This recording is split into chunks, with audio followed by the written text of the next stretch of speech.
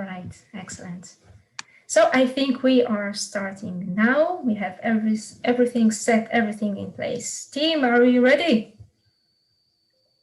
Yeah. Ready? Ready. Perfect. All right. So welcome everyone to our webinar today, taking a reality check on employee burnout status. We are excited to have you here, and the reason for it is not only because we are excited to talk about burnout prevention, but because we know that everyone who joins today are leaders who truly care about their people, their employee, their well-being, and leaders who, like we said here, dare to make an impact. So we are honored to have you here joining us today for this conversation. Who we are, let's present ourselves and where are we coming from. So we are Enkindle Global, a global organization dedicated to burnout prevention and cultivating well-being. Maybe we can see some about, yeah, perfect. So as you can see, we are focused on burnout prevention, cultivating well-being, and building emotional resilience. And if I might say, we are also having quite a lot of fun doing that, as you can see from the photos here. We like doing things differently, and we're going to talk a little bit about it towards the end. We're going to spend together the next 25 minutes. With me co-hosting Deborah Rupert, our Nordic director at Enkindle Global, a PhD, a certified coach specializing in burnout prevention. Thank you for being here with me. And Wilcox Gwain, our program director at Enkindle Global, a strategic well-being expert specializing in participatory leadership processes. Thank you for joining me today. Myself, I am Davida Ginter, the CEO of Enkindle Global and author of the book Burning Out Won't Get You There. So as you can see, we are all quite invested in this topic of burnout prevention, committed to it. And this is exactly what we are about to focus on today in the next 25 minutes, and then some Q&As and conversations if you'd like to stay. We're going to talk about what burnout is. Let's share a definition.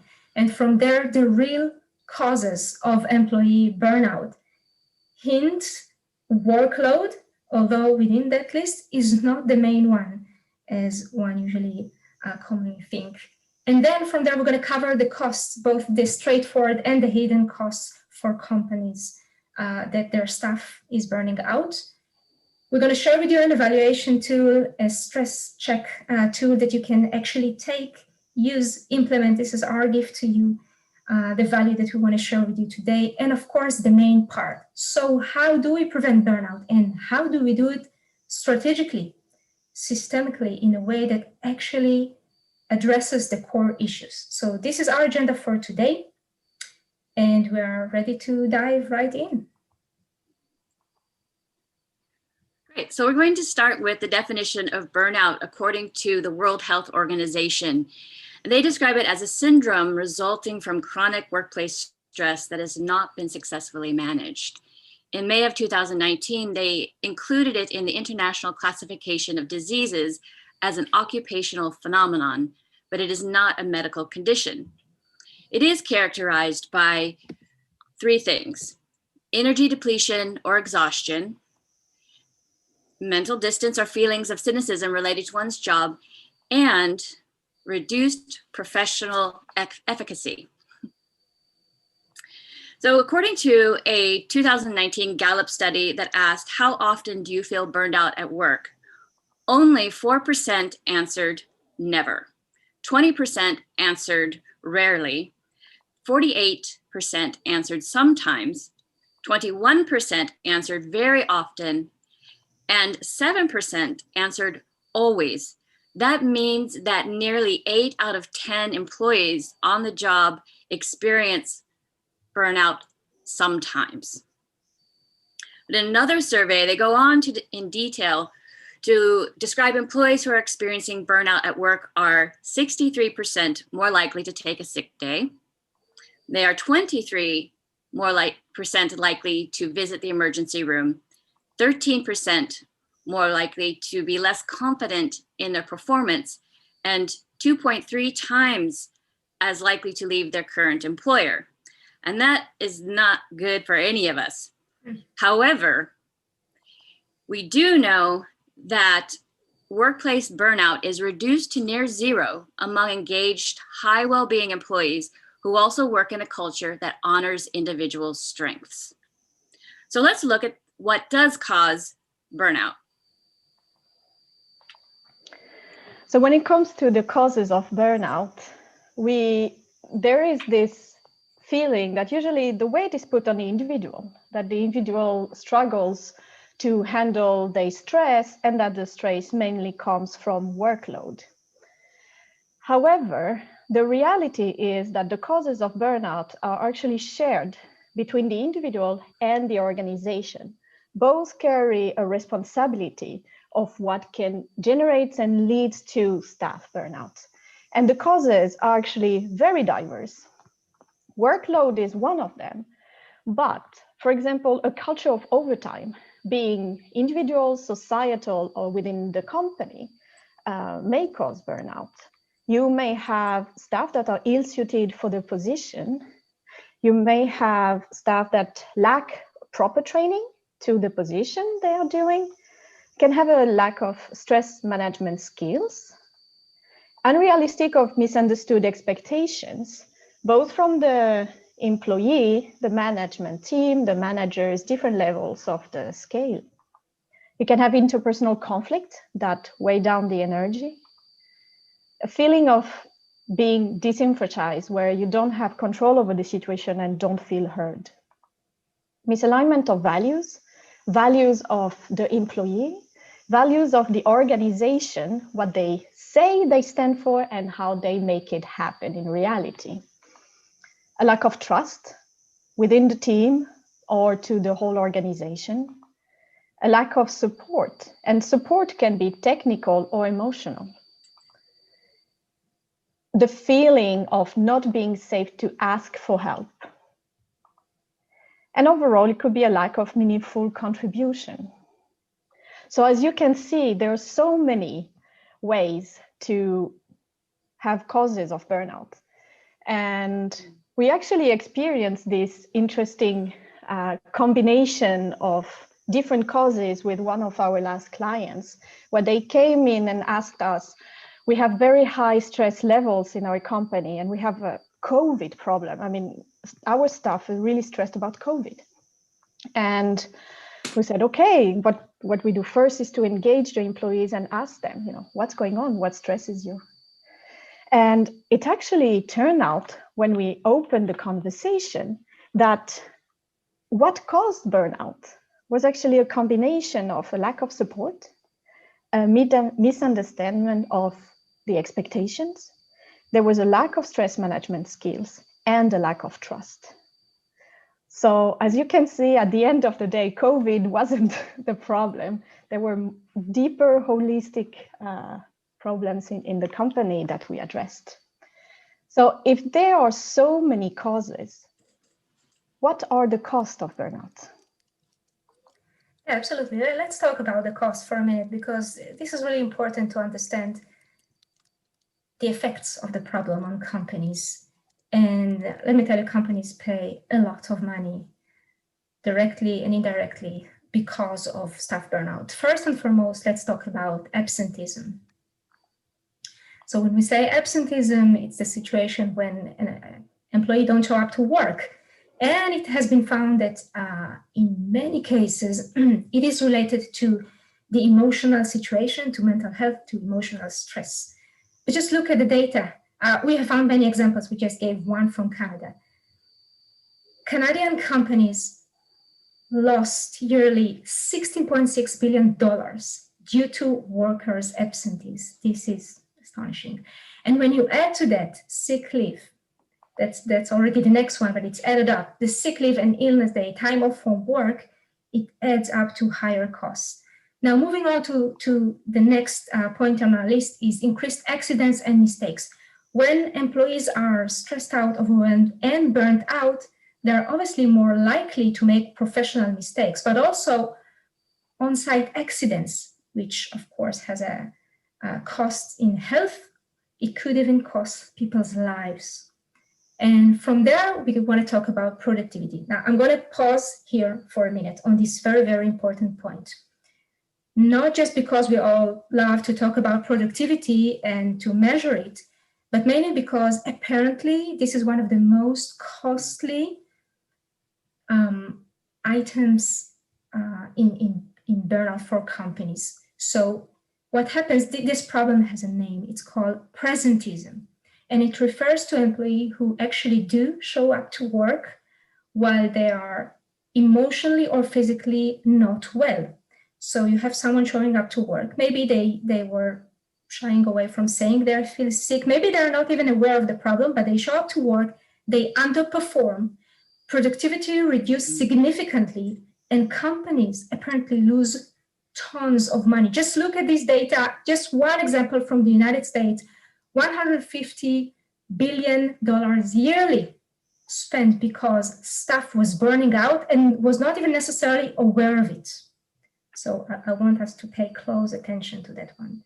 Now, moving on to the next item in this list of costs is decreased retention, especially for high achievers. So if someone is approaching burnout, even if they are really good at what they do, they will not stay in that position or in this workplace, and companies lose a lot of money to when people leave or when they need to qualify a new person for the position.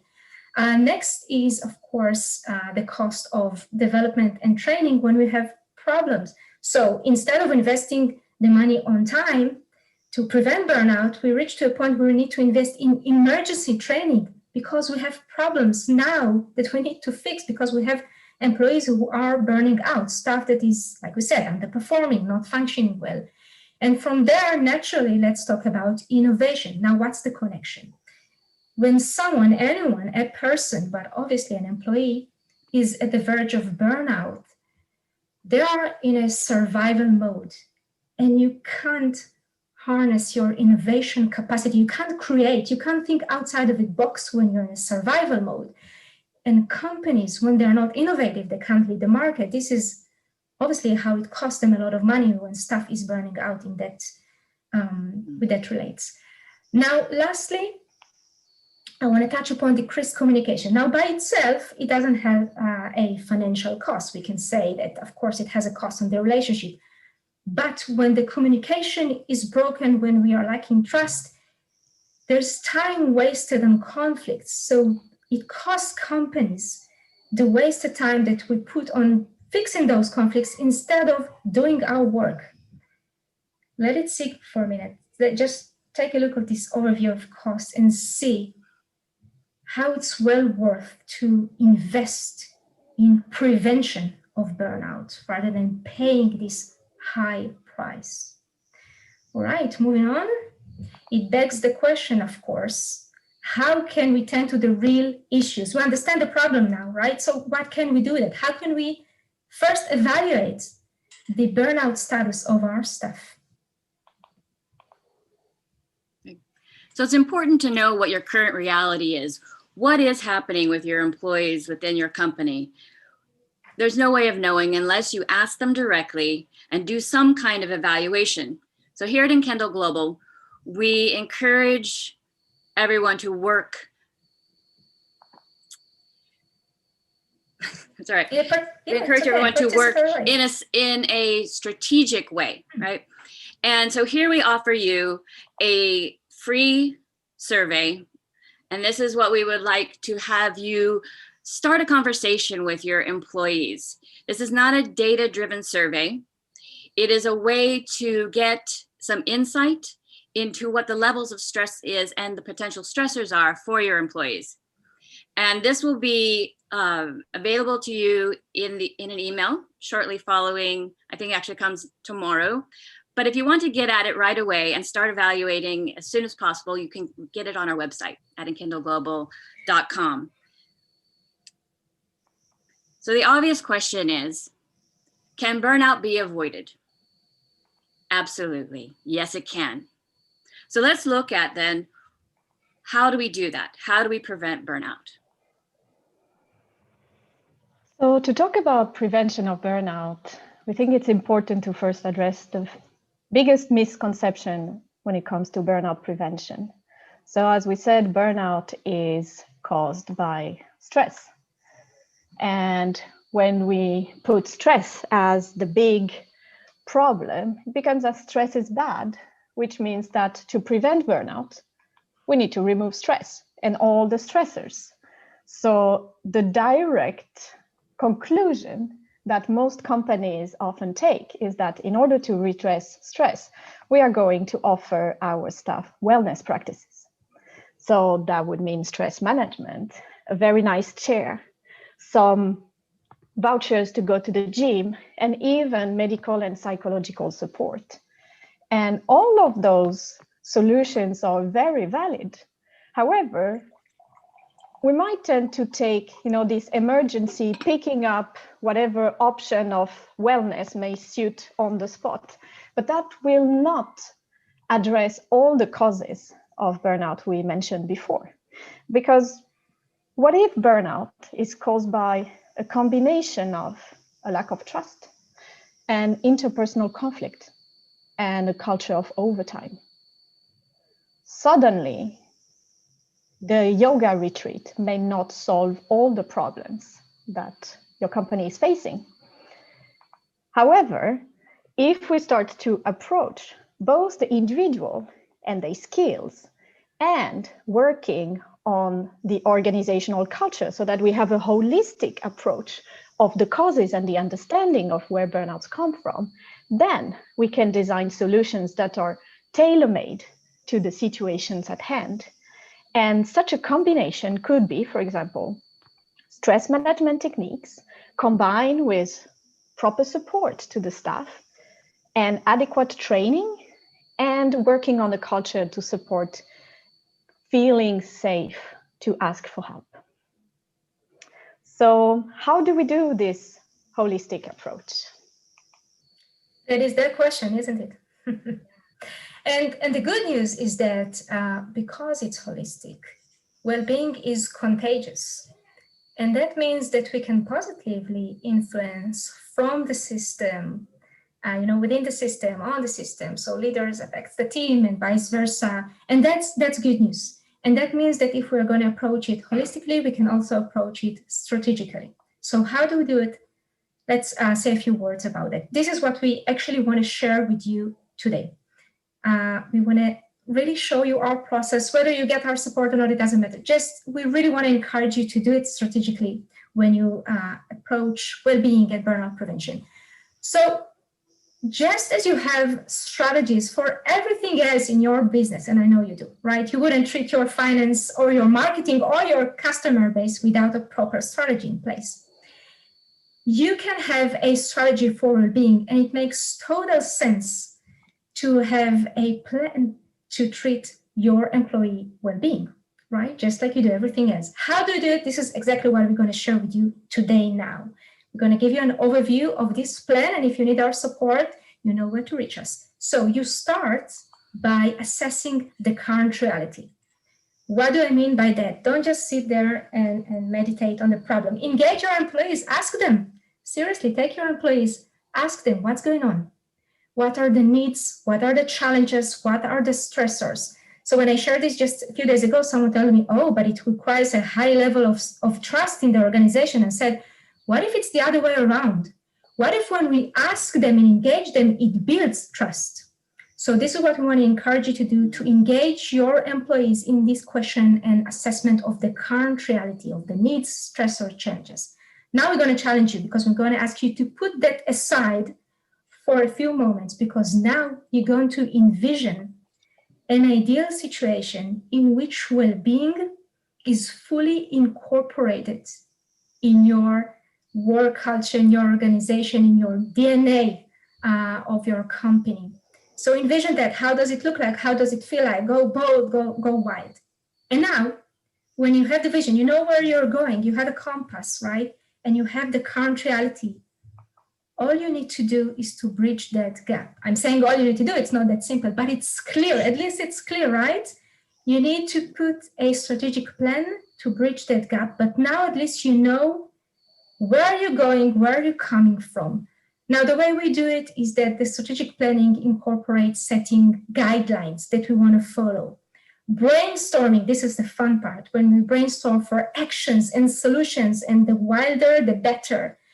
But these are no longer random solutions. As Deborah mentioned before, how do we know that they fit? Because we know what are our needs and where we are going. So those actions make sense. And now you have a well-structured strategic process leading you towards the vision of fully incorporated well-being in your company or organization. Now, I want to add another point, which is really important to us. We want to encourage you to measure the success, to define the success and measure it, just like I said before, just like you measure everything else in your organization. Because if you measure it, it gets done. You have your eyes on it. You know where you're heading. You can measure that. You know you're going to do it.